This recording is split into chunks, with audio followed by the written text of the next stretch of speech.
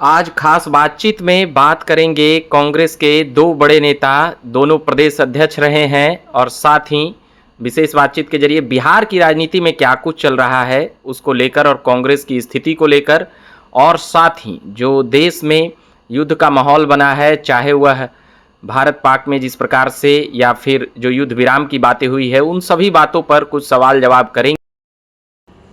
नमस्कार, देख रहे हैं झकास भारत और मेरा नाम हुआ रविकांत। अभी हम हैं पटना में, मगर अभी हमारे दाहिनी और बाईं ओर दोनों ओर कांग्रेस के पूर्व प्रदेश अध्यक्ष साथ में हैं। हमारी दाहिनी ओर प्रोफेसर रामजतन सिन्हा जी हैं, पूर्व मंत्री रहे हैं बिहार सरकार के, और साथ ही हमारे बाईं ओर अखिलेश प्रसाद सिंह जो अभी कांग्रेस वर्किंग कमेटी CWC के मेंबर भी बने हैं। इसके लिए हम विशेष बधाई देंगे। यह भी पूर्व मंत्री रह चुके हैं, केंद्रीय मंत्री भी, अध्यक्ष रहे हैं। तो पहले तो बहुत बहुत बधाई सर, आपको CWC का मेंबर बनाया गया। धन्यवाद जी। कई राजनीतिक हलकों में बात हो रही है और कई बिहार का तापमान ऐसे ही बढ़ा रहता है, अभी और भी थोड़ा गर्मी ज्यादा है, और अभी बिहार के नए नए प्रदेश अध्यक्ष तो बने हुए 1 महीना हो गया, कई बार सवाल जवाब भी हम लोग किए हैं। मगर अभी चल रहा है कि कांग्रेस के 2025 विधानसभा सीटों को लेकर अभी तो देरी है, मगर अभी हाल ही में देख रहे हैं कि कई बयानबाजी इंडिया ब्लॉक में भी हुआ है। इसको कैसे देखते हैं? एक मुकेश सहनी नेता है जो 70 सीटों पर आपत्ति जताए हैं कि कांग्रेस को इतनी सीटें कैसे मिल जाएंगी।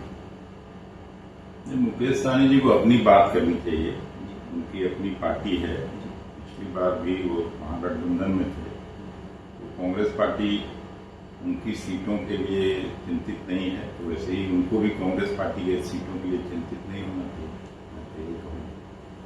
चिंतित नहीं होना चाहिए, मगर फिर भी कांग्रेस की सीटों को लेकर बड़ा असमंजस वाली स्थिति, 70 सीटें कैसे मिल जाएगी इस बार, इसको संख्या को कैसे देगी? सीटों का जब बंटवारा होता है जी, कांग्रेस आलाकमान, कांग्रेस के लीडर्स बैठते हैं, राष्ट्रीय जनता दल के लीडर्स बैठते हैं जी, महागठबंधन के और दूसरे राजनीतिक दलों के सब नेता बैठ के आपस में तालमेल करते हैं और सीटों का बंटवारा हो जाता है जी। इसमें किसी के लिए चिंता की सबब नहीं हो सकती। पप्पू यादव जो हैं, उनको लेकर वह बार बार कांग्रेस की तरफ या कांग्रेस की ओर बयानबाजी तो करते हैं, मगर कई बार ऐसा लगता है कि वह कांग्रेस उन्हें तवज्जो नहीं दे रही है, या फिर लोकसभा चुनाव की बातें हो या कई और भी जो बातें होती है उसको लेकर कैसे देखते हैं पप्पू यादव? कांग्रेस का झंडा, कांग्रेस का लीडर्स का नाम लेके चुनाव जीते हैं जी, और कांग्रेस पार्टी को सपोर्ट करते हैं हाउस में, लेकिन ऑफिशियली कोई मेंबर नहीं हो सकते हैं, इंडिपेंडेंट मेंबर है जी।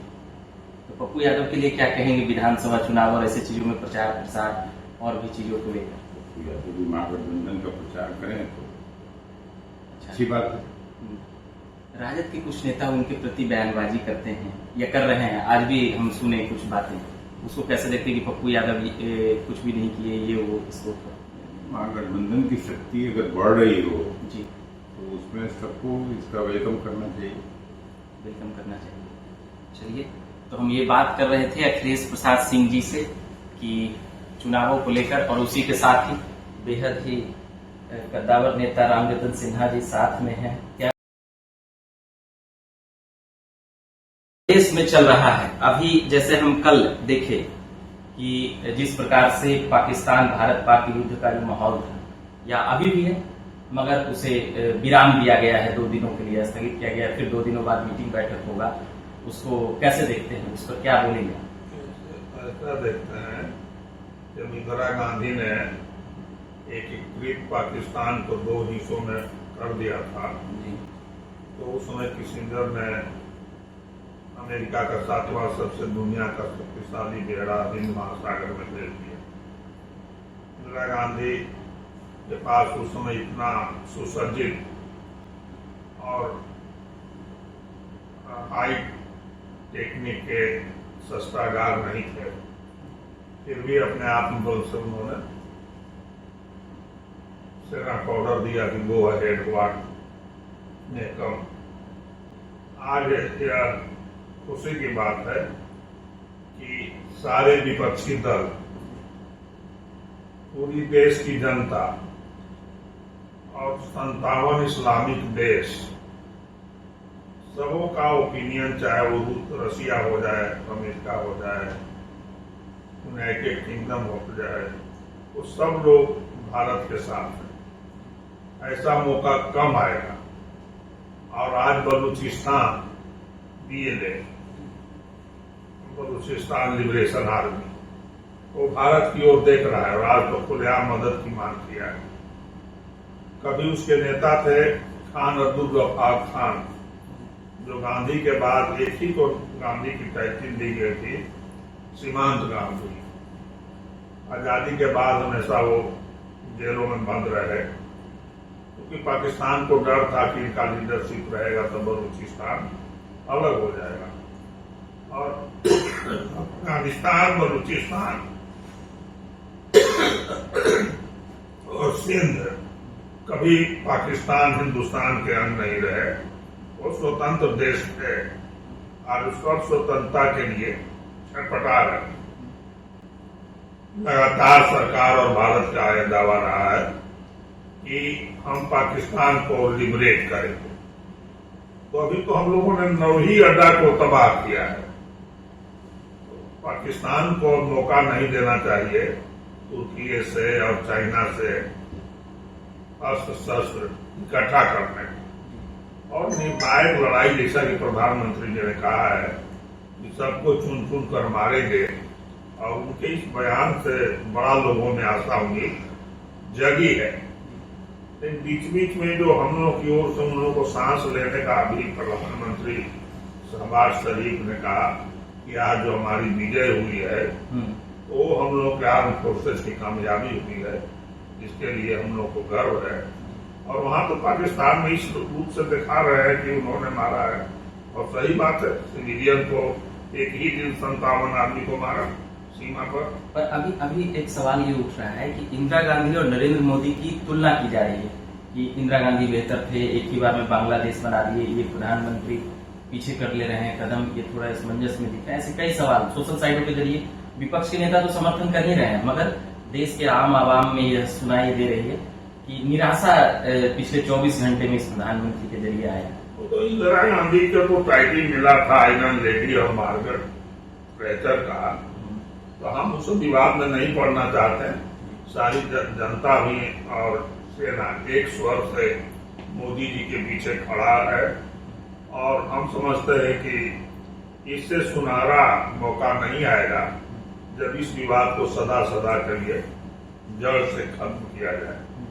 अभी कुवैत कश्मीर में जितने जो अड्डे थे, अड्डों का खात्मा नहीं हुआ है। अभी तो नव ही पूरे पाकिस्तान में नव अड्डों पर हम लोगों ने अटैक किया है।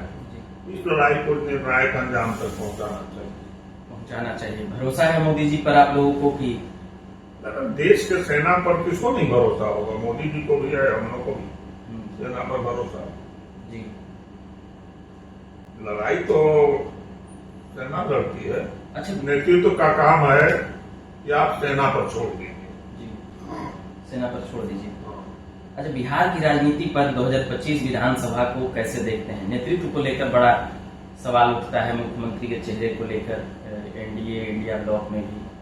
तो अभी तो हमारे एक नौजवान साथी जो है अखिलेश बाबू ने आपको बताया जी, और इन्हीं के नेतृत्व में 70 सीट मिली थी जी।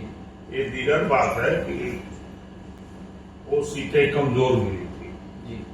उसके बावजूद भी 19 MLA हम जीते थे, जबकि उत्तर प्रदेश में मात्र 2 जीते थे। MP भी 1 से 3 हुआ। तो इसमें कोई शक नहीं कि बने रहते तो ज्यादा फायदा होता, लेकिन नहीं बनकर के भी हम लोग सब कांग्रेस के का जो नेतृत्व है उसके साथ हैं। और 25 के लड़ाई में हम मुख्य पार्टी देखिए वहां है जदयू और दूसरी ओर भाजपा, बाकी दल है ये जो LJP है और दूसरा जितना नाम मांझी जी का है। तो उसी ढंग से यहाँ मेन पार्टी है राजद और कांग्रेस जी। तो राजद और कांग्रेस है और अन्य पार्टियों का भी लेफ्ट है। और जिनका आपने नाम लिया वो भी है। तो इसमें कोई आपस में विवाद का कहाँ सवाल है? नहीं, नए प्रदेश अध्यक्ष बनने के बाद ये बातें उठी कि अखिलेश सिंह अच्छा से संभाल रहे थे, काफी तेज तर्रार तरीके से, ये थोड़े से पॉपुलरिटी और कई राजनीतिक गतिविधियों में कमजोर पड़ जाएंगे, ये सवाल आया था। तो ये तो आया था, वास्तविकता है कि जिस रफ्तार से चल रहा था उड़ाता तो ठीक होता। लेकिन हम लोग के जो सर्वमान्य नेता है राहुल जी, उन्होंने कांग्रेस में जो दबे कुचले दलित हैं उनको आगे लाना चाहते हैं, तो नीतिगत जो उनका निर्णय है उस पर तो हम लोग प्रश्न चिन्ह नहीं उठाते हैं। उसी के तहत परिवर्तन हुआ है। मगर थोड़ा दर्द है। नहीं, दर्द किसे, फिर देखिए इतना जल्दी उनको सामान दिया, CWC में मेंबर बनाया, तो ठीक है, मिलजुल करके फिर काम होगा। मिलजुल करके काम होगा। तो ये हम बात कर रहे थे, दो दिग्गज हमारे साथ अभी बैठे हुए थे, उनसे कई सवाल जवाब कर रहे थे उसी को लेकर। एक हम एयरपोर्ट पर थे सर, तो हम सोचे कि पूछ लेते हैं कि खूब आपके बारे में नारेबाजी लग रही थी, आपके जो समर्थक थे उनमें थोड़ी निराशा भी थी जब प्रदेश अध्यक्ष बदले थे, तब उसको कैसे देखते हैं?